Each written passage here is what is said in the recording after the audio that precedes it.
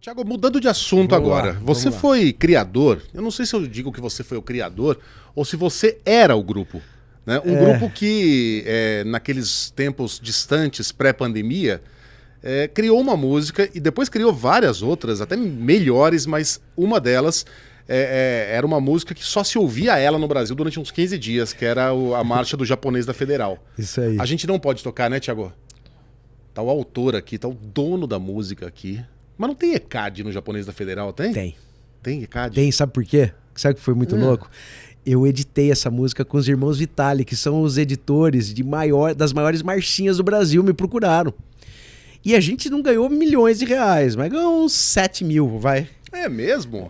Uns 7 mil. Botou dinheiro no bolso com o Japonês da Federal? Porra, tocava. O Boechat tocava quase todo dia, pô, alguma Era coisa muito entrando. engraçado, né? Tinha um trecho lá, vem pra cá, você ganhou uma Porra. viagem ao Paraná. Essa- O Japonês da Federal, pra quem não sabe, é um daqueles agentes da PF, numa época em que todo dia tinha operação da polícia, a Isso. época da Lava Jato. Era. Era todo dia. Né?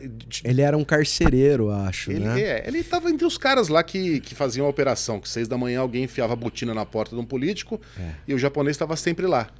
E ele virou um personagem. Depois virou um personagem meio lamentável, assim, com umas ideias esquisitas.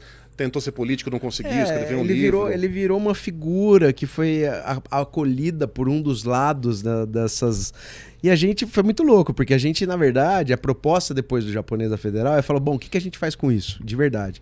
E aí eu falei, um jeito divertido e bem isentão mesmo, nesse período, porque a gente viu o que tinha acontecido, é a gente continuar contando histórias musicais sobre notícias, que foi o que nos aproximou, que foi o que me fez ter uma amizade com o Boechat, com o Zé Simão, que foi super, isso é muito, foi o maior presente que essa parte desse universo das marchinhas tal me propiciou. E o que é engraçado, até estabelecendo um paralelo com isso, né, era um tipo de assunto morto, porque não tinha mais marchinha, na verdade, ninguém se importava muito com isso.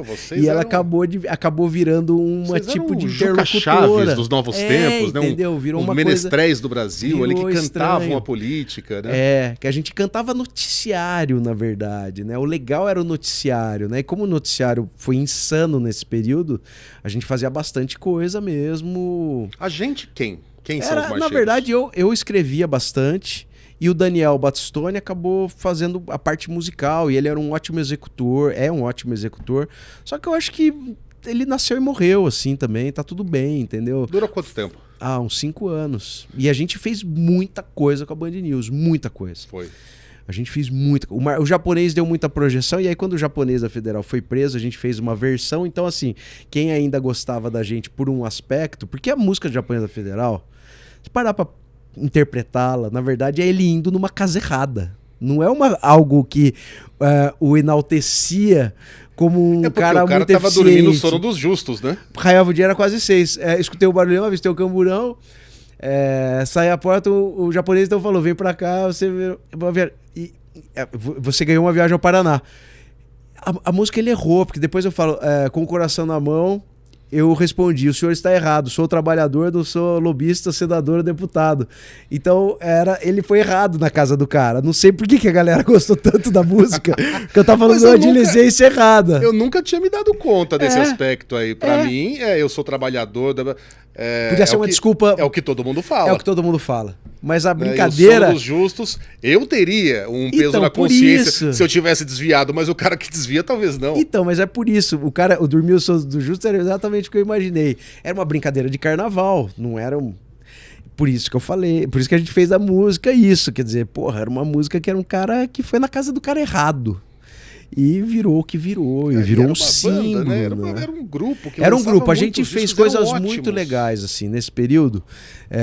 Poxa, a Sara, que trabalha aqui também, a CEO do Flow, ela estava à frente acho que do marketing da ESPN, e graças ao Japonês da Federal eu fiz a marchinha do Super Bowl 50.